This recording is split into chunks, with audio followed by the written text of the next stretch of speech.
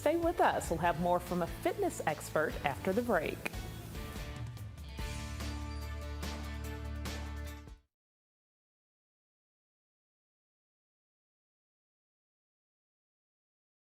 Now, this is WSFA 12 News. Talking New Year's resolutions, and every year one of the most common resolutions people make to get in shape. Joining us now is Jennifer Puryear, Director of AUM's Wellness Center. What do you see? What is one of the most common mistakes people make when they start off the new year and they say, I want to get in shape, I need to work out? The most common mistake is they make their goals too broad. So they'll say, I need to lose some baby fat. I want to lose like 50 pounds. And what happens is they end up getting discouraged when they don't get closer to their goals. So they need to try and make their goals a little bit smaller and say, I want to be consistent at the gym for a week. And then once you succeed, you feel a little bit better about yourself, then you make your next goal. Okay, now I want to go 2 to 3 weeks, and you succeed, and then you start changing it into, I want to specifically lose weight. So then you want to make it specific. So you want to say, I need to lose 10 pounds.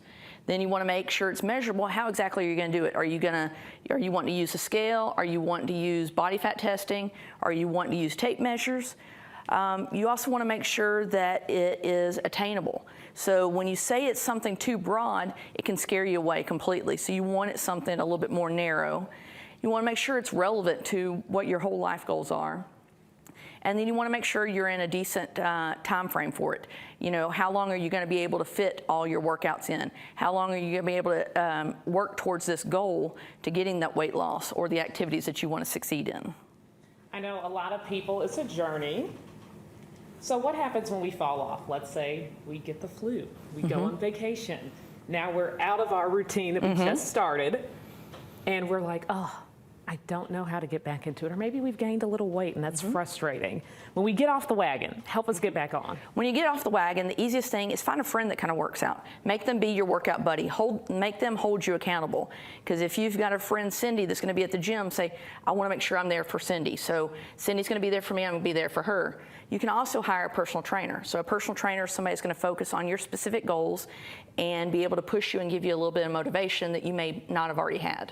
Talk a little bit more about a trainer and even those classes, because if you haven't been to the gym in a while, some people even years, it's intimidating. Oh, yes. You see these machines, you don't know what to do, you don't know how long you should be working out. How important is it to have either a partner, a trainer, someone to walk alongside you, to take a class even, to get into a routine? So it's very important to have a trainer or someone that you can consult with. So the trainer can say, hey, based on your goals or any injuries, this is exactly what you need to be doing. Because some people will say, I'm just going to try everything on my own, and then they end up getting injured because they don't necessarily know exactly how to use the equipment. They don't know exactly what moves they need to go ahead and do. So a trainer can help guide them on what's best for their body and best for their goals, and it holds them accountable. They know that they have a standing appointment. I have this appointment at 12 o'clock, I can't miss. So, one thing that motivates me too is you pay that person. Oh yes, you pay that person. Yeah, money is a big thing. So if I'm paying that money, I need to be there. Yeah, correct. Yep. Talk about AUM and the Wellness Center. Some people think, well, I didn't go to AUM, I'm not an alumni, I'm not a student. Can they still work out there? Can they still be a part of that community? Oh yeah, most definitely. We have a special membership that's called Friends of AUM, and that is somebody who's had no affiliation with AUM at all, and then they can go ahead and come in and get that membership.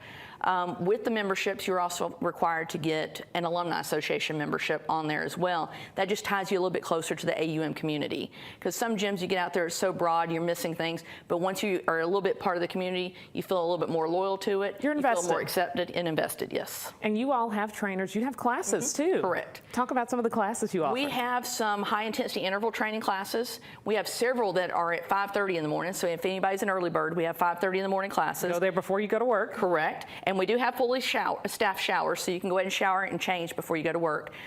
We do have some cycle classes. We have some Pilates classes, yoga classes. All the things. All the things that you might want. We also have one that we call specifically butts and guts, because as you're working your butt, you know, you're about ready to puke your guts out because you're working so hard to get those goals. Anything else you want people to know? Like I said, we're coming to the end of January. if they started off strong and maybe they're not there anymore, any other words of encouragement for those folks? Yeah, just if you fall off the wagon, don't get upset at yourself for falling off. Give yourself a little bit of grace and then slowly start one day at a time and keep your goals small. It may be going two days a week into the gym this week. So just do 2 days and then build up and build up and build up until you work yourself back into a routine. They call it a journey for a reason. Correct. Jennifer, thanks so much for joining us here on Alabama Live. We truly appreciate it. Thank you, ma'am.